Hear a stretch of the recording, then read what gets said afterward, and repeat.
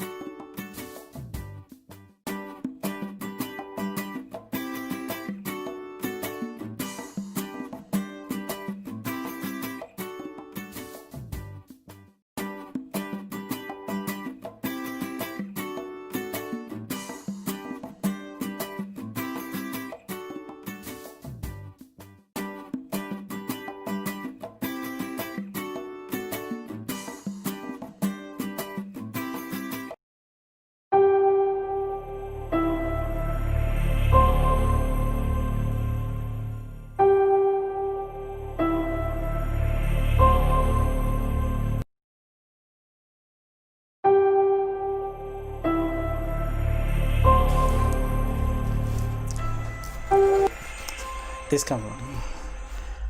Yes, good evening, viewers. You are most welcome. Thank you for joining us tonight. In the studio, we'll actually beginning today, we'll be bringing you the first 30 minutes of the show.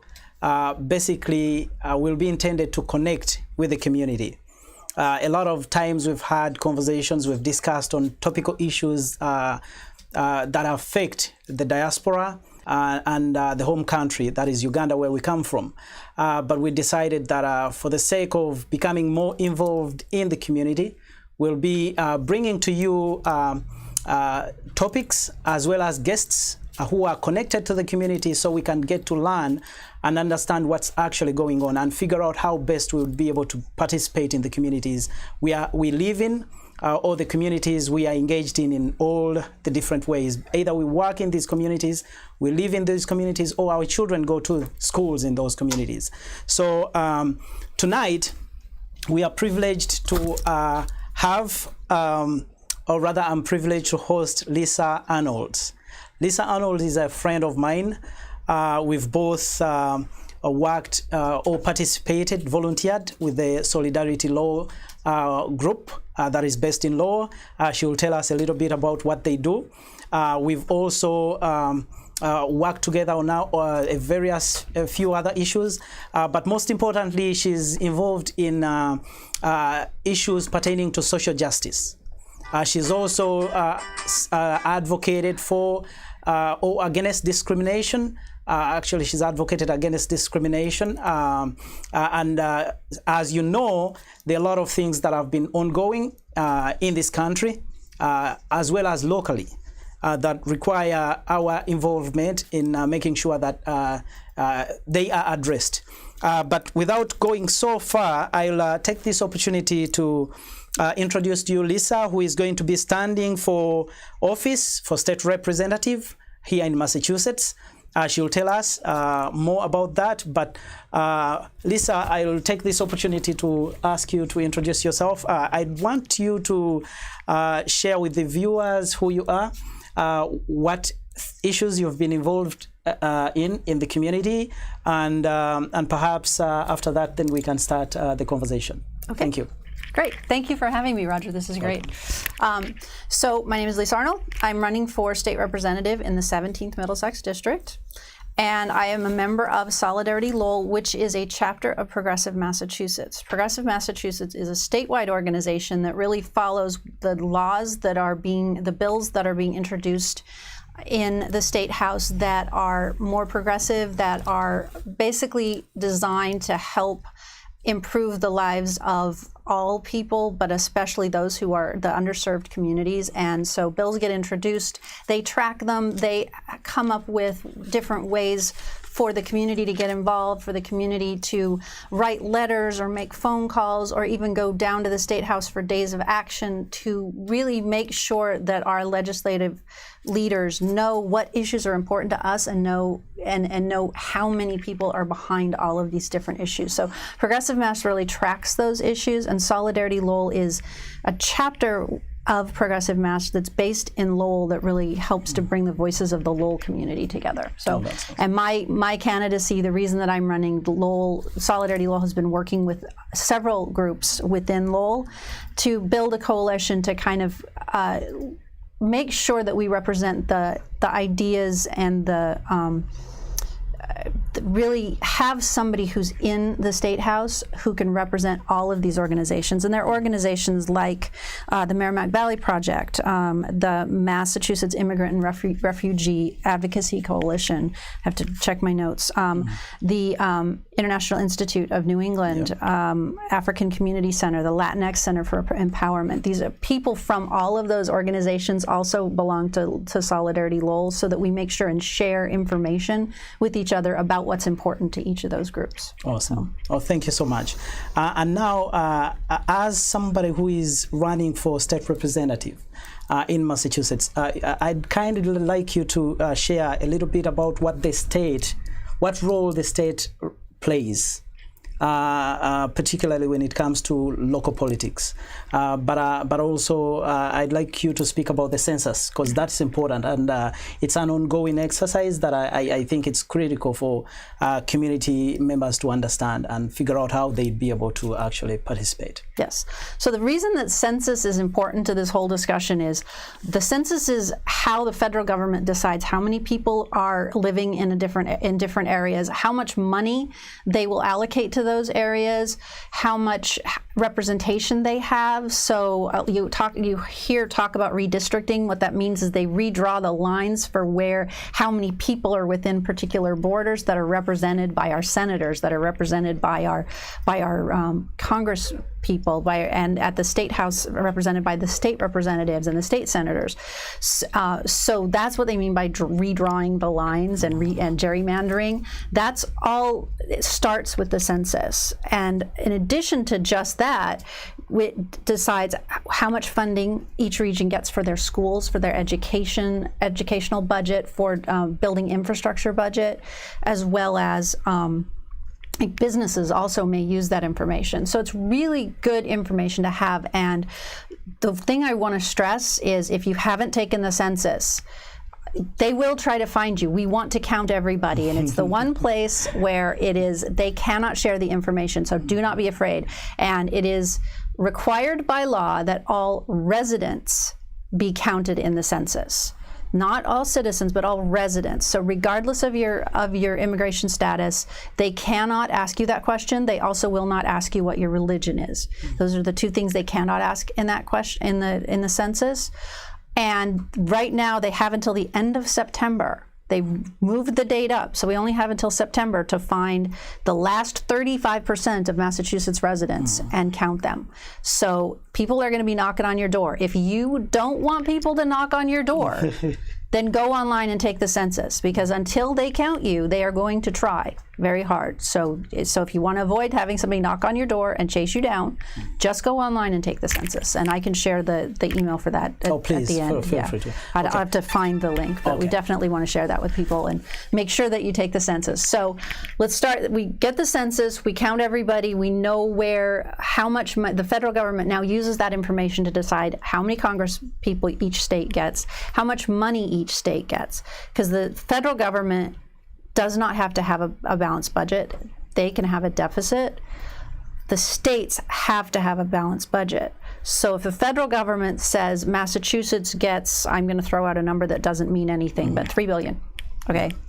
And for the sake of the conversation. For the sake of the conversation, just $3 billion. And New Hampshire gets $2 billion, right? We have to spend our $3 billion. They have to spend their $2 billion. If they did a better job of counting their people, they're going to have more money to spend per person than we are if we didn't do as good a job, because if we had more people, then we didn't get as much money per person. So then that money goes to, and this is for anybody who's checking for accuracy, this is a approximation of what happens. I just want to say that. Yeah, that's good. Yeah. So then the state gets that money, and the state then is the people in the state house, the senators and the state representatives are responsible for figuring out how we're going to spend that money, and how we're going to allocate that money across to the various state or various cities and municipalities to make sure that they have enough money for education, for the police force, for other first responders. So all of that. Everything starts with the census, and that's why it's so important. But then, who's making the laws? So at the state level, we're making laws that can affect people's lives at the your daily life, and then at the city level, they're making laws that affect.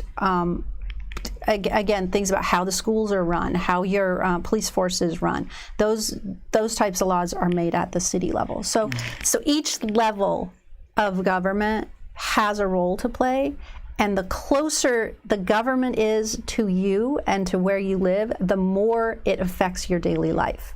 So it's really important for people to get involved in local politics, especially the city, because that's the number one place where it can affect your life the most, and then at the state level, and then at the federal level. And it's in the media, it's kind of the opposite. They pay a lot more attention to what's happening at the federal level and a lot less at what happens at the city. Yeah, exactly. So thank you so much. Actually, I like the areas you've highlighted. They are very intricately important to us as community members. You can imagine when it comes to funding schools, because a lot of us have kids that go to these schools. A lot of us live in these communities, and a lot of issues that actually affect us locally. So, and I think that is why this is important a conversation to have and bring from on conversation or discussions like this. So hopefully in the future we'll be able to have you. Once you get there, to possibly talk more, because we know you're our friend already. Now, you mentioned about laws. I understand that there are laws that are being bills that are being tabled that are going to actually significantly impact immigrants. Yes. We have immigrants. I am an immigrant myself, but we have immigrants who are immigrants, but different categories of immigrants as well. We have those who are undocumented. We have those who have come here on green cards, like I did. We have others who have come here on, let's say, as asylees or refugees. There are different categories. There are those who are under the DACA. There are those who have come with specific visas. So, what are these laws, and what do they look like? What should somebody watching us right now get to know about these laws, and what do they need to know, and what should they expect? Okay.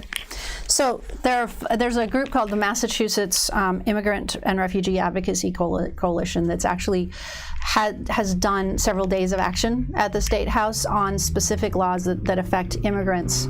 So I want to talk about those because they're the ones, they're in progress. Some of them are in committee. Some of them have come out of committee and they're ready to be voted on.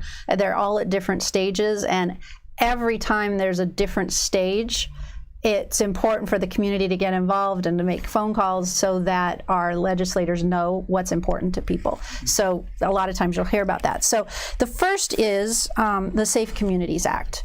The Safe Communities Act is, I have a page on that, so I want to make sure there we go. The Safe Communities Act is something a lot of people don't necessarily understand what it means, but what it would do for us is rebuild the trust within the community, within the immigrant communities, because it would make sure that in any civic duty that you're performing, anything you do to get a driver's license, to go to City Hall to pay a traffic ticket, to go to City Hall because you have a grievance to file, anything, they can't ask you about your immigration status. And I think that even if you're a citizen, if you don't look like me, Yeah. you can be asked that question. That's very intimidating. Yep. Right? Absolutely. And so this would keep people from being able to ask that question. It also would protect due process. If you are taken into custody, you don't have to, if you're not a U.S. citizen, you don't have to be read your Miranda rights, which should be, everybody should have the same rights. So that would protect that. And then it would also limit notifications to ICE, Immigrations and Customs Enforcement. Yeah. Right now, if you have any dealings with the government, there is a fear that you could be reported. Yeah. So if you go into, like, especially now with the COVID-19 crisis, people are afraid to go to the doctor. They're afraid to go to get tested because they're afraid that they'll become noticed. Absolutely. And the Safe Communities Act would limit those notifications. Now there are communities who will not do that. It's on paper. Like Lowell basically has a trust written that says that they will not do it, but it's more of a suggestion, right? It's not really strong. So the Safe Communities Act would make it so that it's a very strong and binding limitation on these types of things. So I don't want to say that Lowell that you're in danger of that right now. You're not. Lowell is very trusting, but the Safe Communities Act would basically make it so all municipalities across the state would be equally protected. So there's also something about, let's see, deputizing the police to be ICE.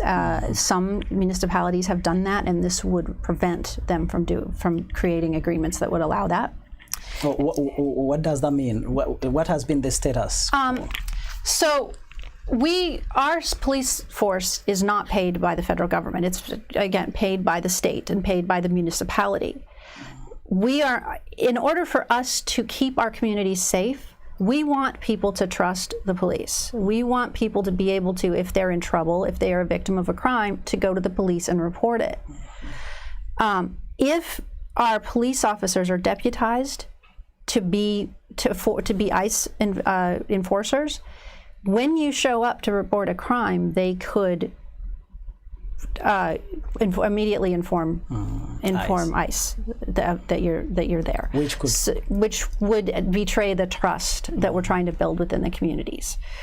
So the Safe Communities Act would basically make it so that we no longer could make those agreements with ICE with our police forces. I don't know right now. I think there is one city in Massachusetts that has that or had that. Other than that, I wouldn't want to say which one, but but most of them I don't think do, but this would prevent that from being a possibility. And I think it's really important that we separate the money that this federal government pays for running the Customs and Border Patrol and for ICE. That's federal money. Our money should be spent to keep our communities safe. And the best way we can keep our communities safe is by building that trust. If people feel that if they go to the police station to report a crime, they may themselves end up in jail, then they're not going to go. And if they don't go to report those crimes, that doesn't help keep the community safe. So we just want to make sure that our local police forces are focused on keeping our communities safe. Rather than becoming the enforcers of immigration laws. Exactly. Thank you. Thank you so much. This is awesome because I think it's important for all of us to know what's actually going on, what kind of conversations are happening, so that at least for the safety of communities, we know what we have to do. So thank you on that. Now, recently, the Law School Committee declared racism a public health crisis. Yes. Now, tell me what you think this means, and perhaps what role you hope to play when you get to the State House. Well, the racism being declared a public health crisis is definitely a local thing, and Boston City recently declared that. And what that means for the city, for the school committee, is that it's basically just saying admitting we have a problem, admitting that there's something that needs to be done, and now we can start to allocate resources. We can start to allocate time and energy and focus, and maybe reallocate funds to organizations and programs that can help address some of the systemic racism that we have built into our systems. Some of that systemic racism is built into the city at the city level. Others of it is built in at the state level. Like some of the things that we've done in the past that have kind of caused this systemic racism to filter and to stay within the system are things like building highways right through the middle of our cities, like the VFW in Lowell, the VFW highway that basically breaks our cities apart, the Lowell connector. Those were built back in the 70s.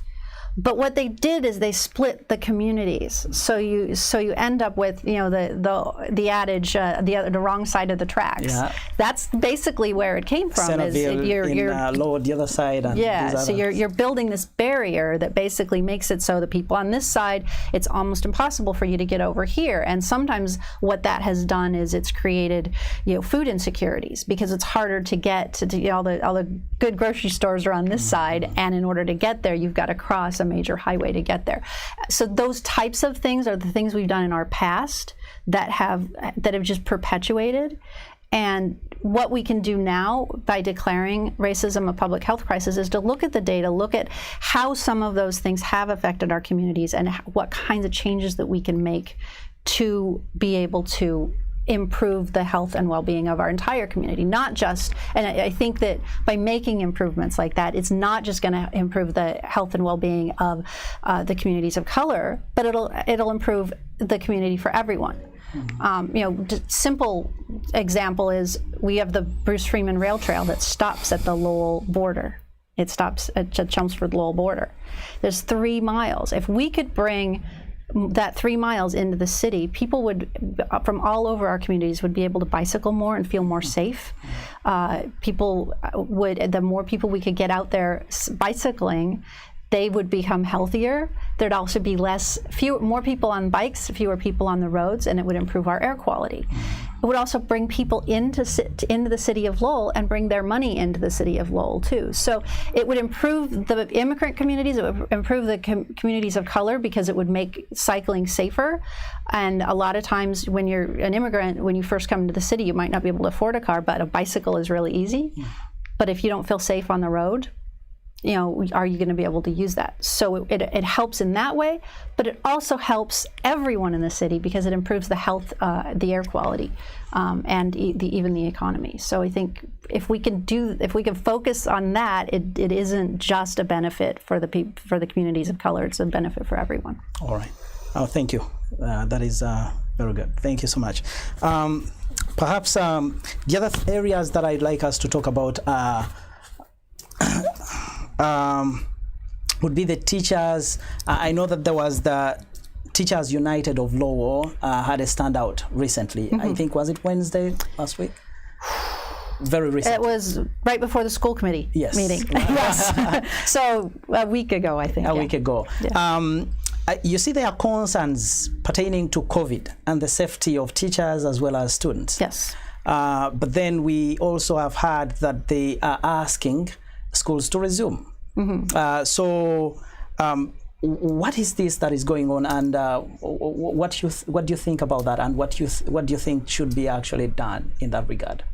Again, what's your take on right? This is when we talk about the local government versus the state government versus the federal government. The federal government is saying everybody has to go back to school. If you don't go back to school, you're not going to get your funding. The state government is saying we need to find a way to do that that's safe. You should come up with options that are all remote, hybrid, or all in person, and figure out what works best for each municipality. So each municipality is making the decision. So that comes back to every layer of government has something different to say about it. And really the decision is being made at the local level. So as a state representative, I wouldn't have a lot of say in that. That's really a municipality issue.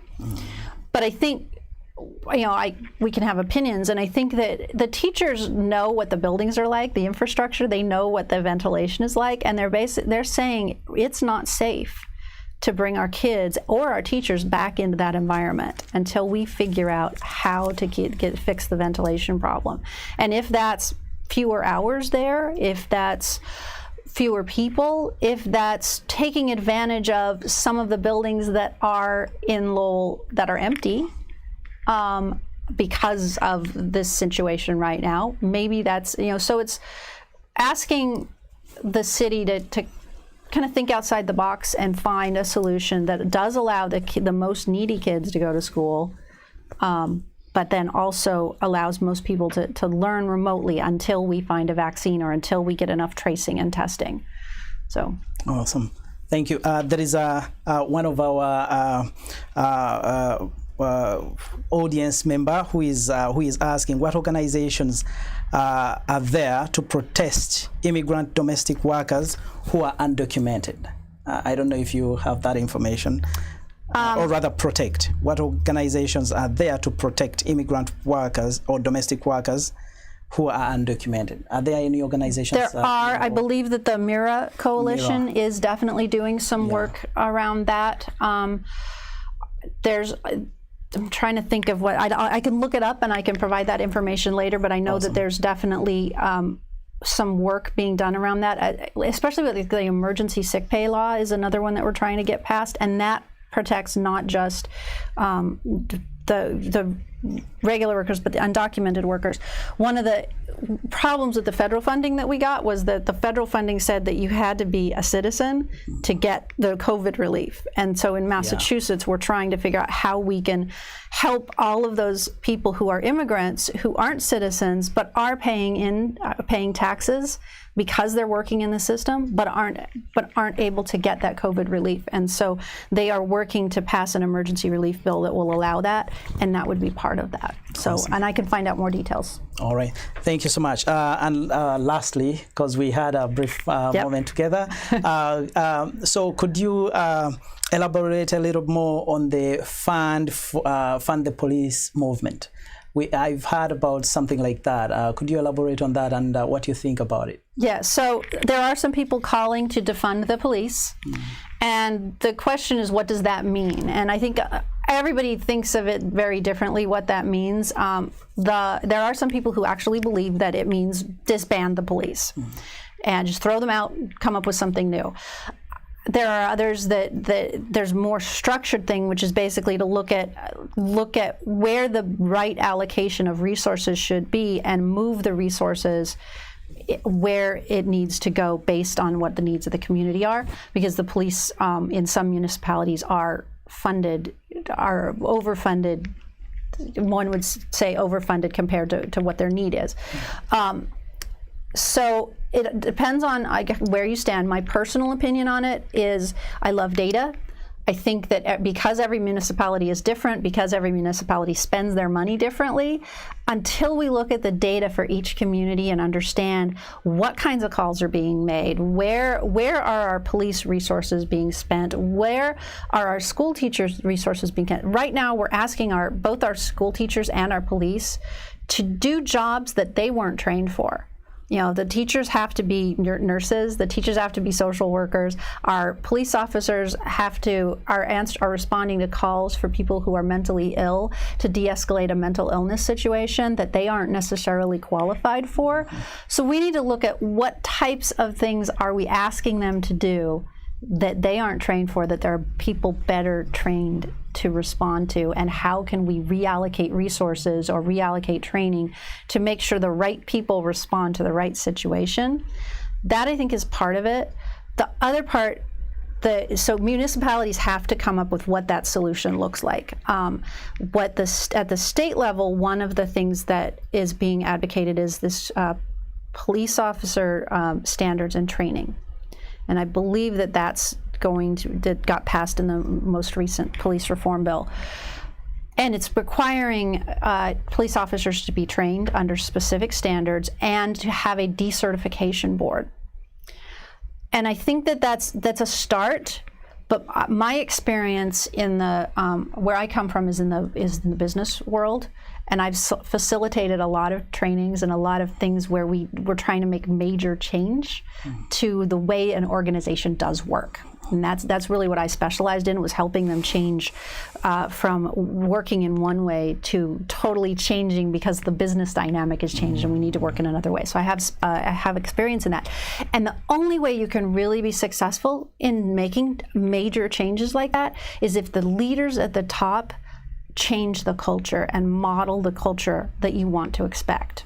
So the only way the standards and training is going to work is if we have the police chiefs and the city managers and the mayors walking the walk and talking about it and modeling. If you've got a police officer who has demonstrated that they have used use of force, and then basically standing up for the people who are being abused and saying, yep, this person needs to be decertified, they don't belong in the police force anymore, rather than using the laws to protect them. So I think we need to hold our leaders accountable to say that they're going to follow through with a lot of that. And until we see that happen and we see that culture change at the leadership level, it's going to be really hard to trust that we're doing the right thing. So it's really all about how the leaders handle the changes and handle this training and what they do with it. All right. Thank you so much, Lisa, for coming, and thank you so much for joining us in this conversation. I'd like to invite you to speak to the audience, especially those in your constituents. Yes. And let them know when the last day of voting, when did the voting start, when does it end, and what do they have to do? Okay. Well, first you should vote for me, Lisa Arnold for state rep. You can find my website at lisaforstaterep.com. The two things that are most important to me are mental health access. That's my passion. I lost both of my sisters to mental illness, and I feel that as a family member, it's really disheartening to watch your family members struggle to get services for their illness. And so I'd like to see us get better mental health access. That's one thing. And I'd like to elevate the conversation and have it so that people aren't uncomfortable talking about mental illness.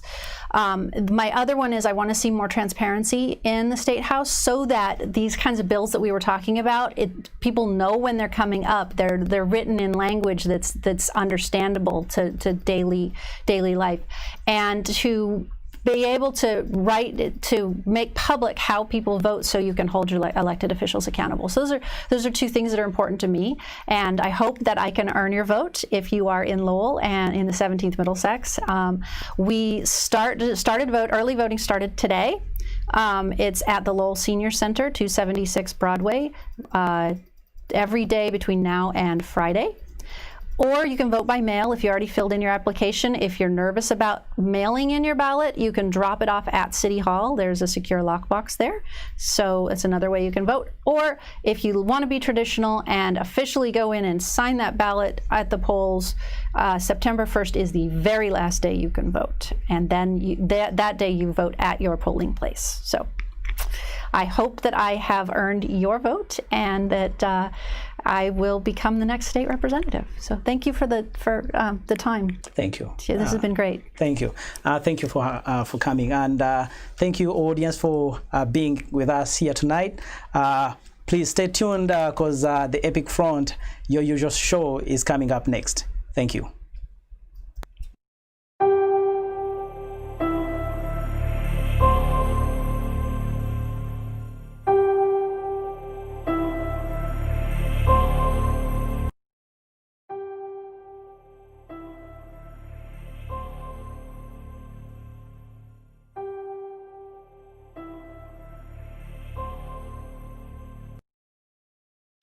Nsanyuse nnyo okuba mwenna abalaba gye musinze okubanga mulaba. Thank you so much for this opportunity okubuuza ku bantu mwenna gye musinze okubanga mulaba.